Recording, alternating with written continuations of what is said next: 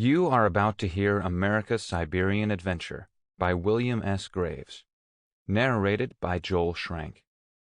Copyright 2019, BN Publishing, online at bnpublishing.com. To the Honorable Newton D. Baker, former Secretary of War, whose cooperation, support, and sense of justice made it possible for American troops to perform their duties without anxiety as to the consequences of misrepresentation and hostile criticism. Forward. Early in 1918, President Wilson told me that he was being urged to contribute American military forces to combined Allied expeditions to North Russia and Siberia, and asked me to consider what reply he should make to the French and British representations in that behalf. The reasons given him, and by him to me, for these proposals were, with regard to North Russia, that vast accumulations of military stores had been made in the neighborhood of Archangel, which would fall into German hands unless they were protected by the Allies, and that there were great bodies of North Russian people loyal to the Allied cause and eager to form themselves about an Allied military nucleus for the purpose of re-establishing an Eastern military front, or at least obliging the Germans to retain great bodies of troops in the East. With regard to Siberia, one reason was that a large body of Czech soldiers had broken away from the Austrian armies on the Russian front, and were making their way overland to Vladivostok, with the intention of going by sea from that port to France, and re-entering the war on the Allied side.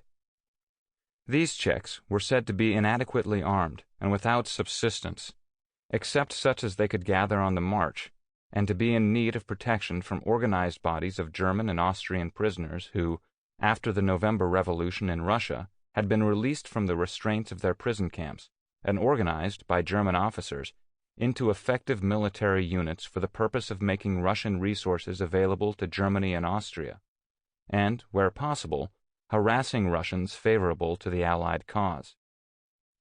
In addition to this, it was urged that Russian sacrifices in the war entitled her people to whatever sympathetic aid the Allies could give in the maintenance of internal order while they were engaged in the establishment of their new institutions.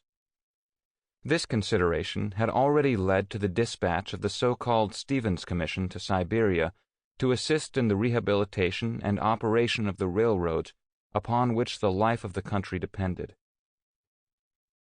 Some days later, the President and I discussed the matter very fully.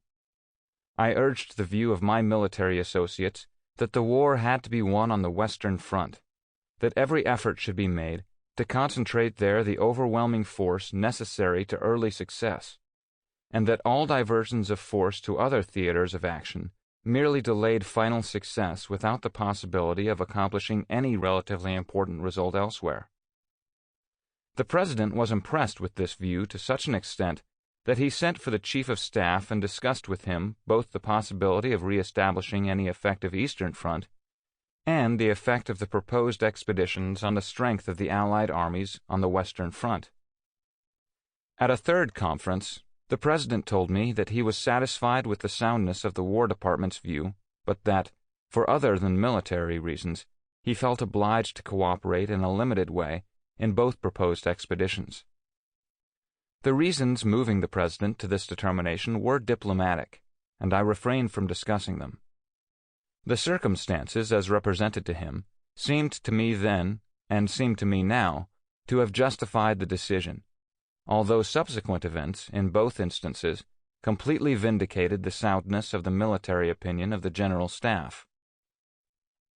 The Siberian expedition, described in America's Siberian Adventure by Major General William S. Graves, who commanded the American forces there, was the more important of these two undertakings, and it presented, almost daily, situations of the greatest delicacy and danger. To some extent, though I must confess not fully, these possibilities were foreseen, and the selection of General Graves to command the American contingent, suggested by General March, Chief of Staff, met with my instant and complete approval. General Graves was Secretary of the General Staff when I became Secretary of War, and I was thus brought into constant contact with him. From this contact, Sample complete. Ready to continue?